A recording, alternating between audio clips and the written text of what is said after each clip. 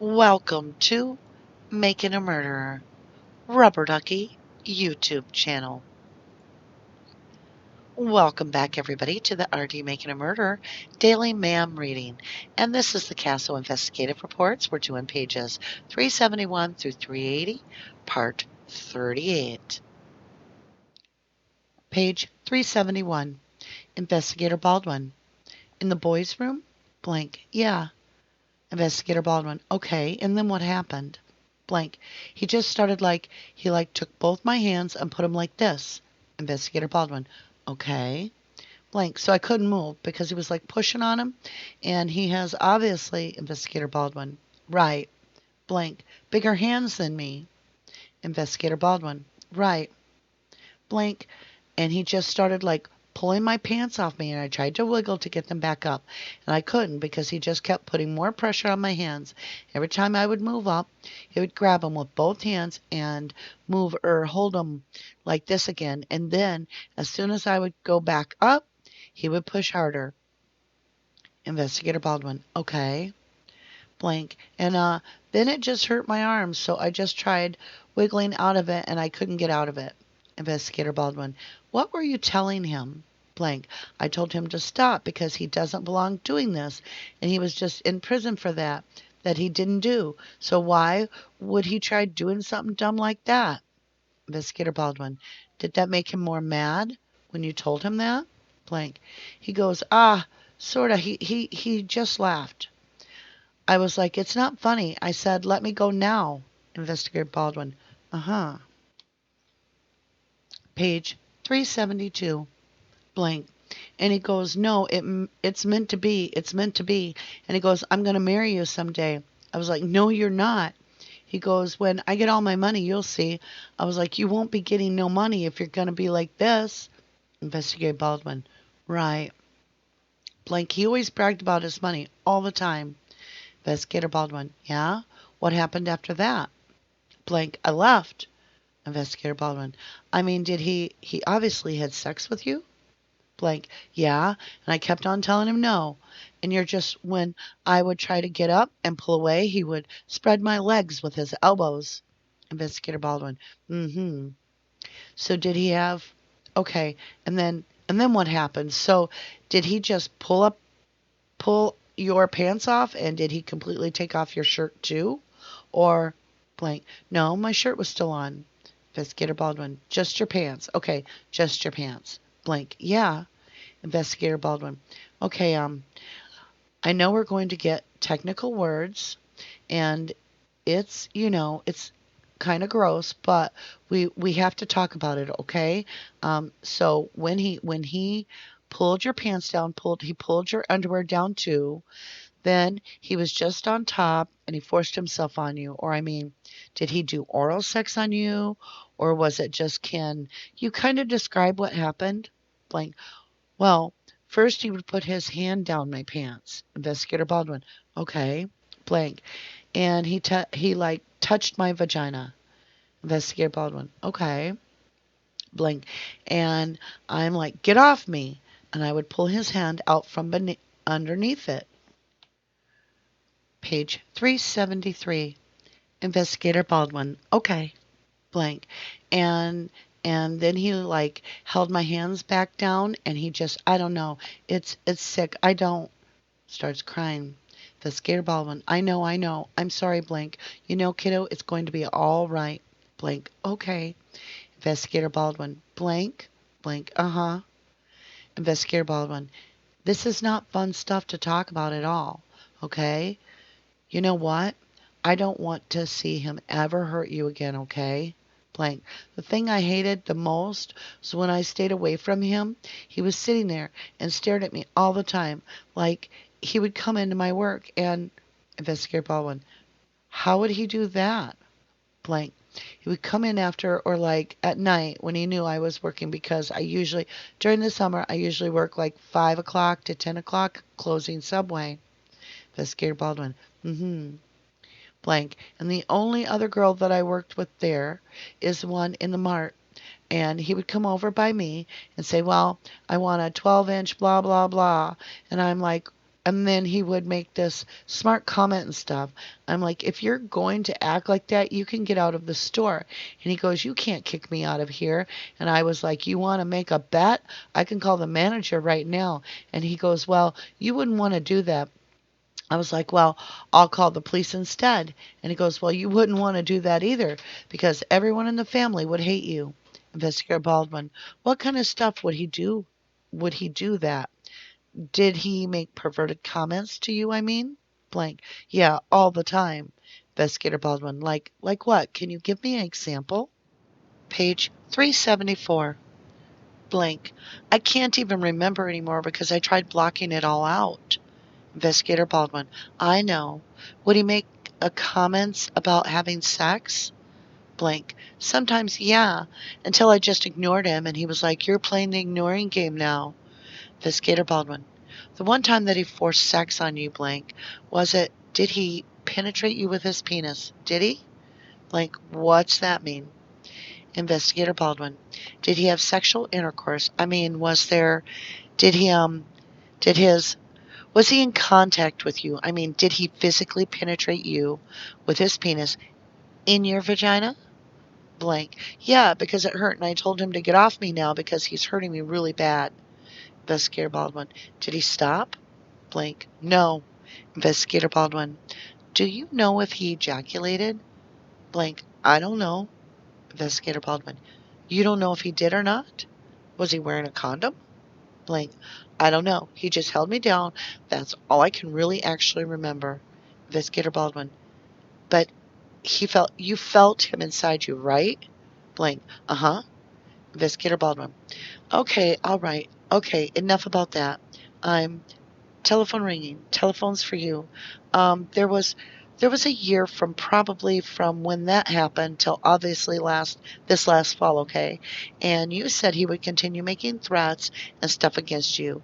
What kind of threats would he continue with? I'm going to hurt your family or page 375 blank. No, then he started like saying, well, because I was on the big kick, I hated all that stuff he did to me. Investigator Baldwin. Right. Blank. And I would hate myself for it. Investigator Baldwin. Right. Blank. So I would just be upstairs writing journals saying that I hate myself. I hate myself. And I had one of those planners and I wrote all the bad stuff that I blacked, and I blacked it all out now because then he started forcing me against my mom and dad saying that they're bad, and I believed him because, I don't know, I used to hang out with him a lot thinking he wasn't a bad guy. I used to go ice fishing with him a lot with my cousin Bobby, too. Investigator Baldwin. Was that after that happened or before? Blank. It was before that. Investigator Baldwin. Before, probably right after he got out of jail. Blank. Yeah. Investigator Baldwin. Yeah, okay. Blank. We went ice fishing and stuff. Investigator Baldwin. Blank. And then he would just say, like, tell me about, you meet me here, and you meet me there, and you meet me here. Investigator Baldwin. Would you do that? Blank.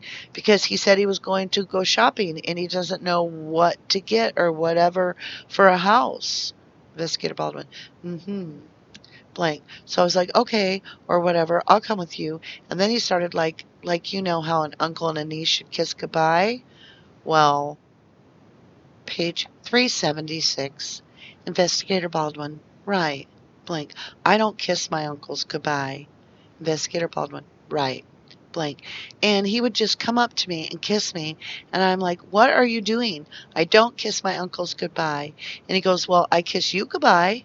I was like, no, I don't kiss nobody goodbye except for my mom and dad. Investigator Baldwin. Right. Blank. And then he would say, well, he would tell me how, like, my mom and dad hated me. Investigator Baldwin. You know that's not true, right? Blank. Ah, now I do. But before, I would believe him because I don't know why. I think it was because I was around him so much. Investigator Baldwin. Mm-hmm. Your mom loves you a lot. Blank. I know. Investigator Baldwin. She would probably give up her own life for you. She really would. And this would tear them apart if they knew what he did to you, you know. And if you want to tell them, That's your choice, okay? Because you are 18 and you know, I'm not gonna blank. I told them some stuff, but Investigator Baldwin, I didn't sit down. I'm not going to sit down with your mom and dad and say, now this is what she told. That's not my place, okay? Obviously, a lot of stuff has happened since he was released from jail from, you know, the 3 years that he was out or so, okay? And I want to kind of get that all out. You know what I mean? The threats that he made to you. I mean, when was the last time that he threatened you? Was it right before all this happened last fall? Or I mean, was it ongoing? Or has he kind of left you alone since he started seeing Jody? Or was he kind of still kind of after you? Blank. He harassed me a lot when he started seeing Jody. But like after, this is the second time she was in jail, right? The first time she was in jail for 4 months. Investigator Baldwin. Okay, that could be. Page 377, blank. That's when he started leaving me alone. Investigator Baldwin. When she was in jail, blank. Actually, when I started dating Mike, when I started dating my cousin Bobby's Mike, or my cousin's Bobby's friend Mike. Investigator Baldwin. Okay, blank. Then he harassed me a lot. Investigator Baldwin. Because you had a boyfriend? Blank. Yeah, but then, Investigator Baldwin. What kind of stuff would he do or say? Blank. He would say, well, like, do you like hanging out with him more and not me? And I was like, well, yeah. Investigator Baldwin. He's my boyfriend, duh. Blank. Yeah. He was saying all this stuff like how I probably say a bunch of junk about my Uncle Steve to him. Investigator Baldwin. Okay. Blank. Mike doesn't even like Steven. Investigator Baldwin. All right. Blank. And why would I talk about Steven anyways? Investigator Baldwin. Right. You don't like him. He don't like him. Why would you talk about him? Blank. Yeah. Investigator Baldwin. You know? Page 378. Blank. And then, like we broke up, and then 2 months later, I went out with this guy named Seth, and that's when he started leaving me alone. Investigator Baldwin. Okay. And then from there on, he left you alone? Blank. Yeah. Investigator Baldwin. He hasn't come on to you. He hasn't talked sexual to you. He hasn't made blank. Well, a couple times when I went by the yard too, he'll look at me and he'll just smile and he'll wink. And I'm like, okay, whatever. I'm leaving. Investigator Baldwin. Right. Blank. I'm like, knock it off because I said you're a perverted guy. And he goes, I'm not a pervert, blah, blah, blah. And Investigator Baldwin, uh-huh. Blank. He just laughed about it. So I was like, Dad, I'm leaving. Investigator Baldwin.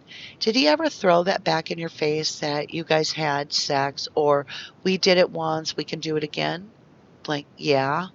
Investigator Baldwin. Okay. Blank. And I would just tell him, well, you know what? I didn't want it. No, I didn't. Investigator Baldwin. Were you afraid to tell anybody about that? Blank. Yeah. Investigator Baldwin. I can see why. Probably because all your family is going to hate you. They're not going to believe you, right? Blank. Uh-huh. Investigator Baldwin. Okay. Page 379. Blank. I know my mom and dad will believe me because they believe everything I say. Investigator Baldwin. Well, you know what? I can tell that you're not pulling the wool over my eyes, blank, okay? The stuff that you're telling me, I can tell that it's happened, okay? Because people that have been in your situation, it takes a long time, you know, to finally get that stuff out. And when you do, it's still very painful, okay? And like I said, I'm here to help you however you want, okay? Whether you want me to try and find a counselor, I'm sure you can do that on your own if you want to. But blank, I talked to my guidance teacher too. Investigator Baldwin. Is it helping? I mean, were you able to talk about this? Like, no, I don't talk about this. I talk to my sister Kayla a lot, but I never told her any of this. Investigator Baldwin. Yeah, you know, sometimes it starts with one person, okay? And then it's easier to talk to another person. Like, I talk to my cousin Stephanie a lot. Investigator Baldwin. Yeah, that's what your mom said. You're pretty close with her. Blank. She's very coolest. She's like my sister because I lived with her for a while. Investigator Baldwin. Well, I would strongly recommend doing that, okay? Because like I said, once you tell one person, it's a little bit easier the second time. Then it gets easier to deal with, okay? So is there anything else that you can think of during that time that he was released from jail until last fall, that something really bothered you about what he said to you, something really hurt what he said to you, or there was another sexual comment that you didn't tell me yet about that you want to? Blank. That's about it, except for every once in a while he would just put his hand up my shirt and my pants, dog barking. And then as soon as he started doing all this junk, I was like, forget this. He doesn't need to be my uncle if he was going to be like this way. Investigator Baldwin. Right. Page 380. Blank. So I still don't consider him my uncle. I don't think I would ever be able to. Investigator Baldwin. Yeah, I don't blame you. I don't blame you one bit. Any of these times that he forced himself either dog barking, having sex with you, or touching you, did you ever allow him to do that? I mean, did you ever want that? I mean, I can tell obviously by how you were telling me, but I want to hear it from you. You've never consented to any of that, never to the touching, the groping, the, fingers that they shouldn't be, the sexual act, none of that, that you consented to any of that, blank, blank. Well, Investigator Baldwin, I mean, like I said, it's obviously, I can tell that's not something you wanted. So, but I just want to clarify that, okay? Anything else about him that kind of scares you? You said you know he made comments that he was going to burn your house down, that he would hurt your dad. Did he ever tell you how he would hurt your dad or hurt your mom or blank? No, he just told me that he was going to hurt him. And I would ask him how, and he goes, "You'll find out." Investigator Baldwin. Blank. And I was like, whatever. And like, I would stay here all the time because thinking he would come. Like, every little noise scared the crap out of me. Investigator Baldwin. Yeah, thinking he was at the door, huh? Blank. Yeah, we had this little welcome hanging sign there, and every time the wind blew, Investigator Baldwin, it rattles. Blank. And I would be like, Investigator Baldwin, yeah. Blank. Freaked out. Investigator Baldwin. Uh-huh. And was this after the incident in the summer that he would make these comments to you? All right, you guys, let's go ahead and do a quick review of this. Again, it's all Marie Avery, so we're not going to spend a great deal of time on this. Page 371, and she starts talking about how he pulled off her pants. She was trying to wiggle free. He'd put pressure on her hands. So this would mean that he had both her hands in his. Now remember, this is a guy that's like 5'1", 5'2". So he's got both her hands in one of his, and his other hand is free. And she complained about her arms hurting and that she would just wiggle out. She never expresses that she was kicking or anything. And then on 372,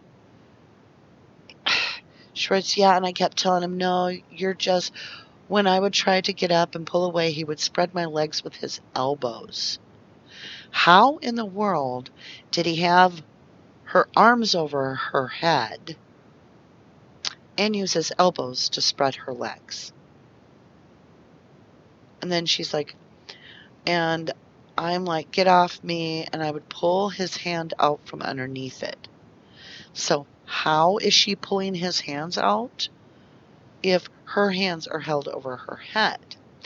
And then she talks about staying away from him. He would just be sitting there staring at her all the time. That doesn't make any sense either. She says he came into work and he would look at her and stuff, and she would say, I'm like, if you're going to act like that, you can get out of the store. He said, you can't kick me out. And she's like, you want to make a bet? I can get a manager. Why would she have not got the manager immediately? I just don't understand. Now, weird is, okay, Baldwin asked if he penetrated her. She doesn't even know what that means. So she goes on to ask her, Baldwin asks, well, did he ejaculate? And she's like, I don't know. And even Baldwin's like, you don't know if he did or not? Well, was he wearing a condom? And she's like, I don't know. He just held me down. That's all I can really actually remember. I don't know, you guys. It's pretty shaky. Pretty shaky. Even if we're only seeing one side of this side doesn't work for me that well either. She goes on to say she was dating Mike O, which is Mike Osmondson, which is Bobby's best friend. And then she broke up with him, and 2 months later, she was going out with a guy named Seth. And once she started dating Seth, Steven left her alone. So that's interesting. She does say that her mom and dad will believe anything she tells them. And then she goes into detail, except for every once in a while, he'll just put his hand up her shirt or in her pants. And as soon as he started doing all of that junk, she was like, forget this. He doesn't need to be my uncle.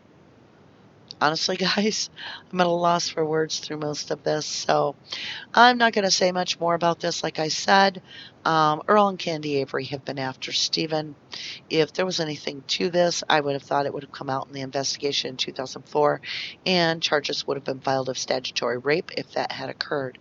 Obviously, we never do see charges pressed of any kind, so my guess is that this is not exactly the way it really took place.